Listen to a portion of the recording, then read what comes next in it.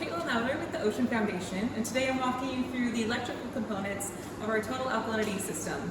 Starting with the transformer that you'll receive.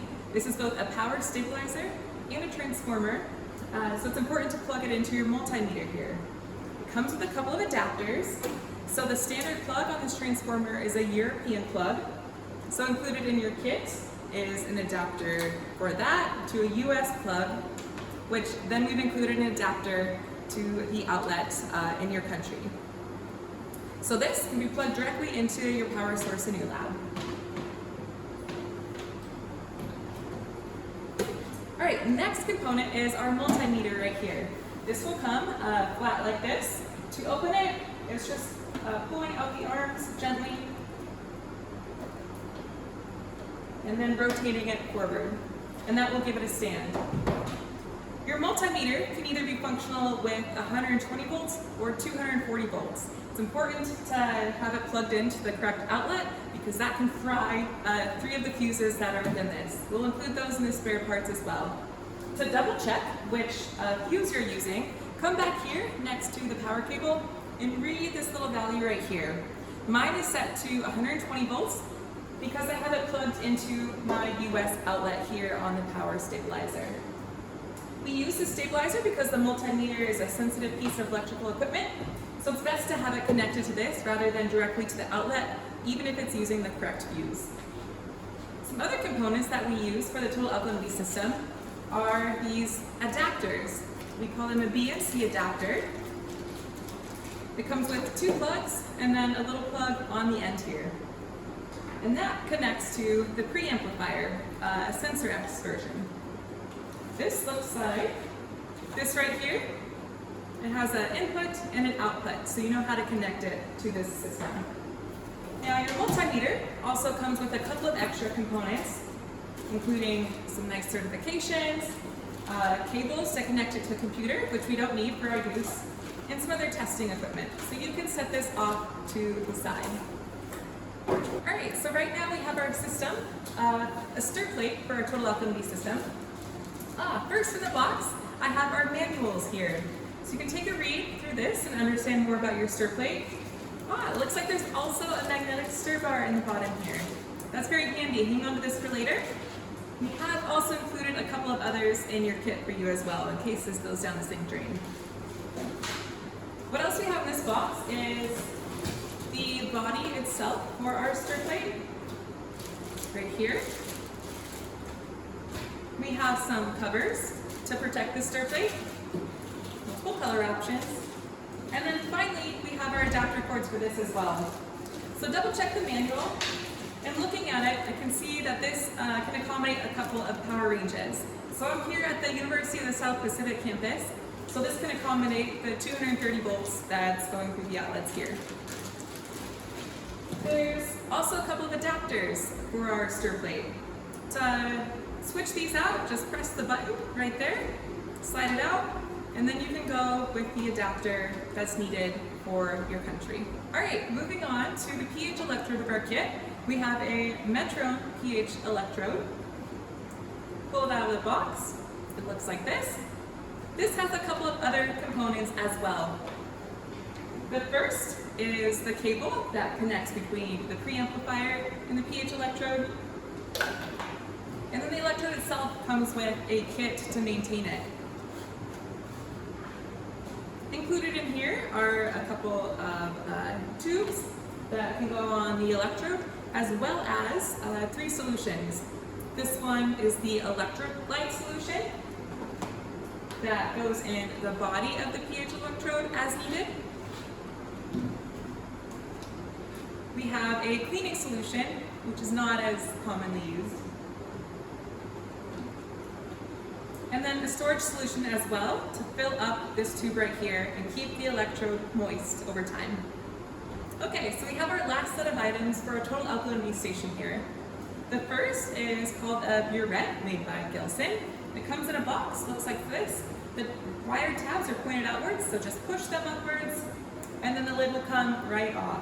Okay, so included inside this is a little bit of paperwork, as well as 3 components. So we have a ring right here, the top piece, as well as the glass piece. This part is very delicate, so keep that protected here until we're ready to set it up. We also include a number of these pipettes for 50 milliliter samples, included in the protective cardboard sleeves. We have a pipette bowl that goes along with our pipette here. We also have a jacketed beaker to hold the sample while we're measuring total alkalinity. What's neat about this is it can hold seawater as well to help stabilize the temperature during the measurement. So to contain that seawater within the walls here, we include a set of tubing that can be attached and help contain the water. And then finally we have our ring stand. This one has seen a lot of seawater use.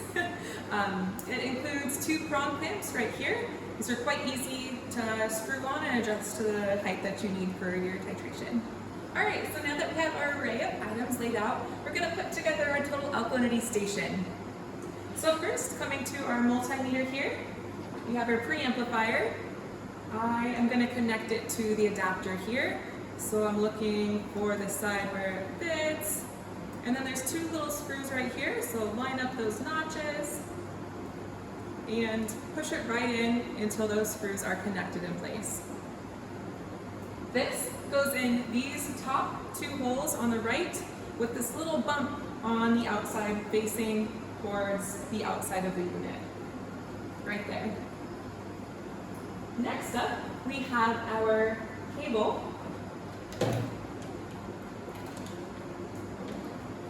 to connect to our pH electrode. This operates in a similar way. Just push it on and connect until those screws lock in. To connect that to our pH electrode, just screw off the protective cap and set that to the side. And then make the connection on the electrode. This one takes a little bit of force to get it going. Now to keep our electrode safe, I'm going to go ahead and connect it to our ring stand right here. To adjust the clamping pressure, we unscrew this here and gently slide it in. Alright, so that's giving us a secure fit without too much force. The next item that gets connected is our burette. So I'm going to take the glass piece, gently slide it on until it's snugly fit against the O-ring on the top portion right there. And then just screw it down. Similarly with our pH electrode, just going to push it in here and then gently hold it along that ring right at the bottom. Wonderful. To complete the bottom of our total alkalinity titration station, I'm going to set up my stir plate.